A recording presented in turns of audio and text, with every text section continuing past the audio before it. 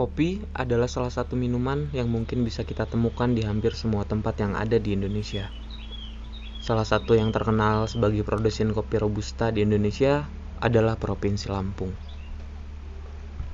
Kali ini, kita berada di Desa Ciptawaras, Kecamatan Gedung Surian, Kabupaten Lampung Barat, Provinsi Lampung. Mayoritas masyarakat yang tinggal di daerah ini adalah transmigrasi dari Pulau Jawa yang menggantungkan hidupnya dari komoditi pertanian kopi. Kawasan ini berada di sekitar Taman Nasional Bukit Barisan Selatan yang membentang dari Provinsi Lampung hingga ke Aceh.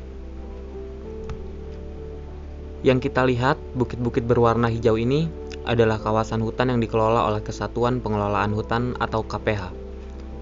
Dari kejauhan nampak begitu asri, namun apabila kita lihat dengan lebih dekat, kawasan ini telah menjadi perkebunan kopi masyarakat.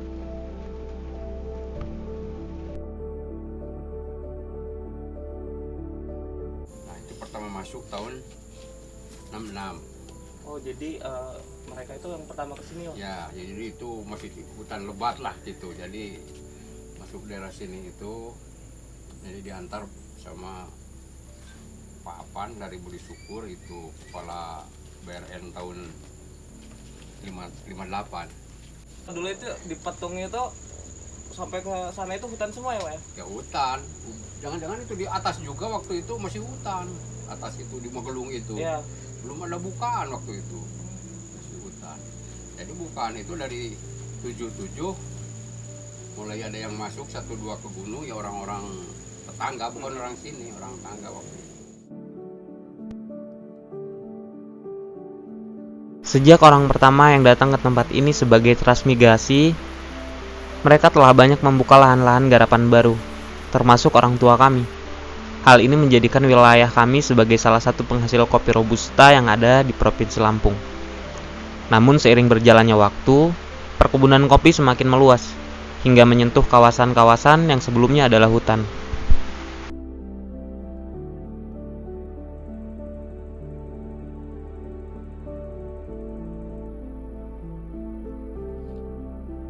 Mengenai alih fungsi lahan ya, dari kawasan hutan menjadi perkebunan kopi yang terjadi di Lampung ini memang mungkin lebih ke arah kebutuhan ekonomi masyarakat gitu ya. Pemerintah sudah memberikan solusi ya, nah itu melalui skema namanya perhutanan sosial ya.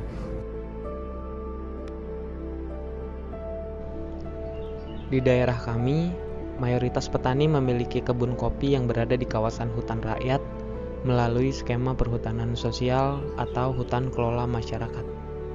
Namun, selain memberikan dampak yang positif terhadap peningkatan ekonomi, ternyata pembukaan lahan hutan secara besar-besaran juga memiliki dampak lain.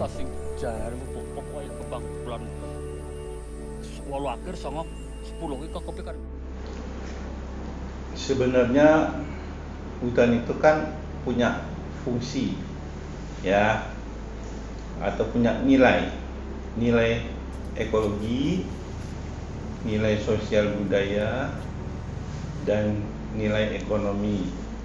Nah, di situ secara seimbang, fungsinya dan nilainya seimbang. Tapi kalau itu diganti dengan tanaman monokultur seperti kopi, sawit, karet, maka tidak seimbang nanti fungsinya. Di sini yang berbahaya. Dari dulu ya, dari orang-orang pertama itu memang hutan ini, cuma hutan ini yang bisa dipertahankan. Yang lainnya kan bisa dilihat. Jadi udah gundul. Nah, ini sebenarnya untuk hutan kemasyarakatan satu bentuk perhutanan sosial yang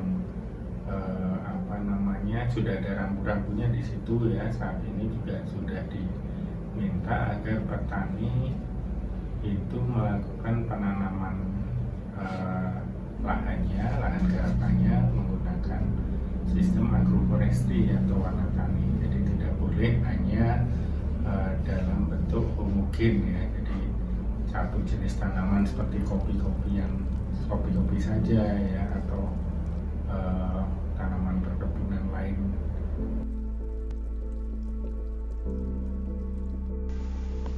Dari hasil pengamatan kami terhadap perkebunan dan pola-pola pertanian di sekitar wilayah hutan kelola masyarakat, kami melihat masih jarang petani yang menerapkan sistem pertanian agroforestry yang sejalan dengan kebijakan perhutanan sosial.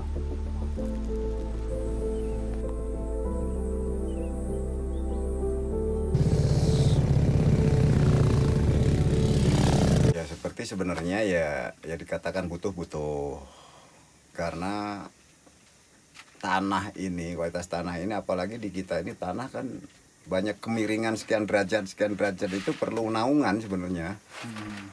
Perlu naungan, sangat perlu. Dan di situ dibutuhkan untuk tumpang sari juga sebenarnya penaung itu. Untuk nambah pendapatan sebenarnya. Dan untuk mengurangi erosi itu loh. Cuman ya tergantung orangnya tergantung orangnya yang mau nanam naungan atau enggak gitu. Itu loh kendalanya di situ.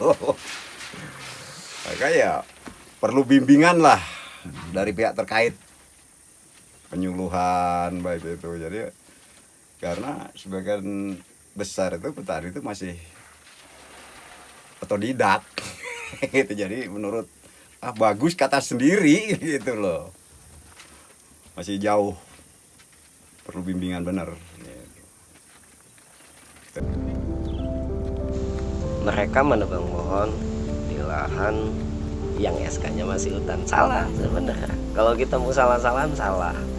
Lalu yang kedua memang penyuluhnya kita pada akhirnya mengatakan bahwa orang-orang yang bergiat di wilayah itu apakah tidak memberi itu?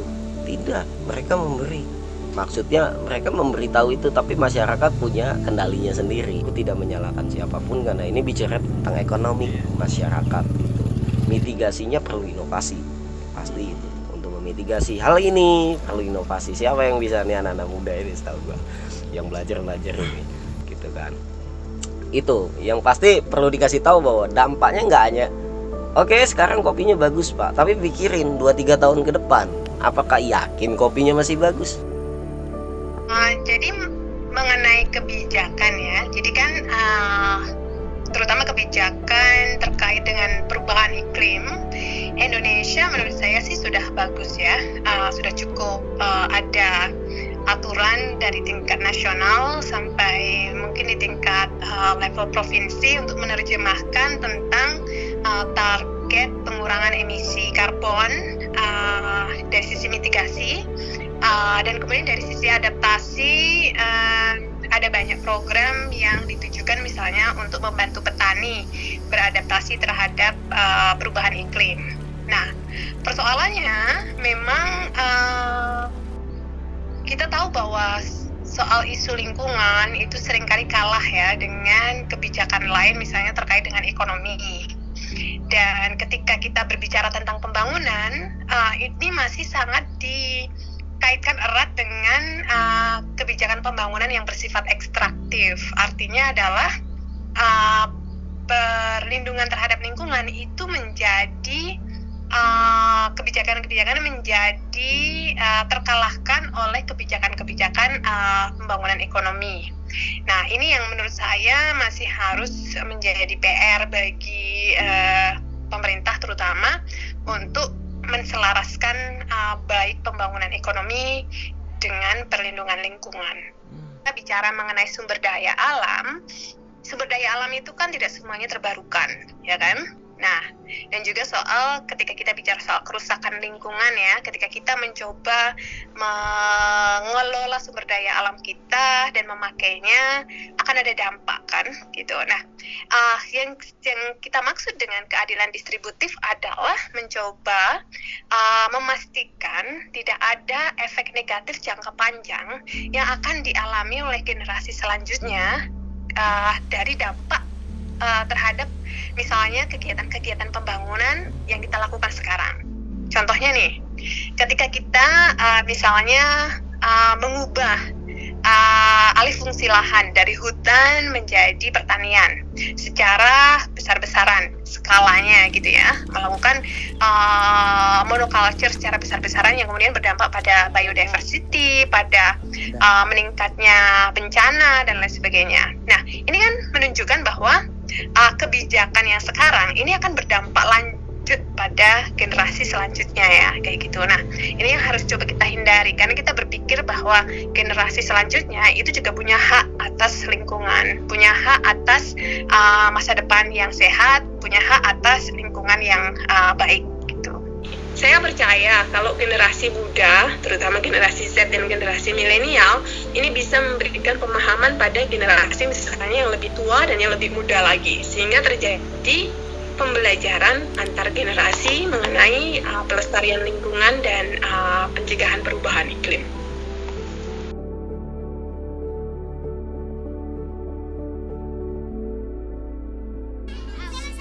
Komitmen 2045-2050 Indonesia nggak bisa nurunin global emission itu menjadi di bawah 2 derajat.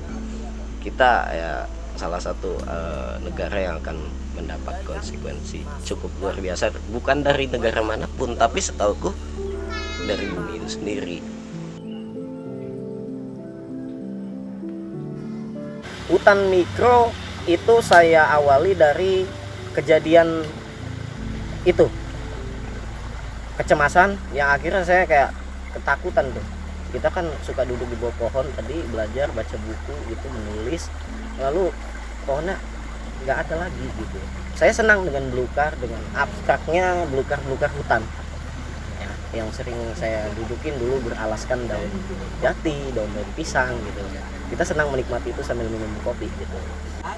Hal itu ternyata tidak selamanya hadir dalam kehidupan saya.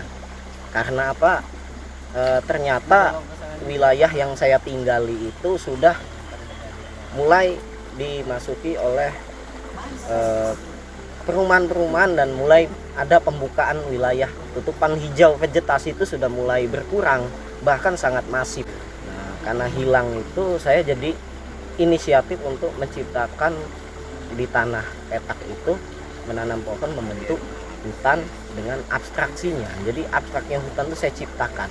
Nah, ada hal-hal yang saya lewatin untuk menjelaskan kepada orang lain bahwa apa yang kita bangun ini mempunyai fungsi, mempunyai maksud dan tujuan baik untuk diri saya maupun orang lain. Tapi dengan melewati hal-hal tersebut, saya juga mengerti bahwa kita menjaga tempat yang kecil aja, yang milik pribadi itu cukup susah gitu.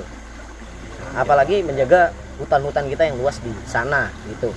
Lain hal lagi, mereka belum tahu tentang maksud tujuan saya ngebangun tempat itu untuk apa gitu.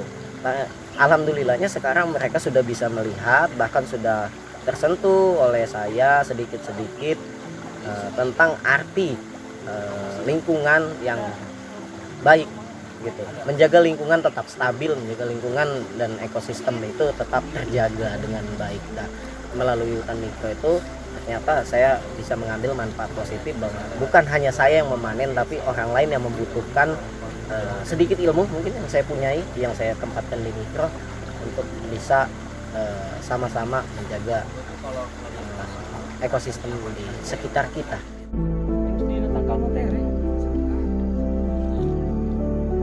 Kami menyadari bahwa peran generasi muda sangat dibutuhkan.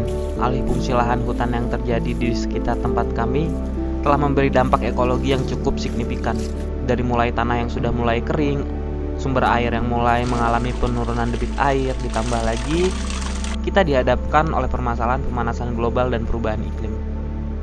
Peran generasi muda untuk aktif memberikan edukasi dan pemahaman kepada orang-orang di sekitar menjadi penting.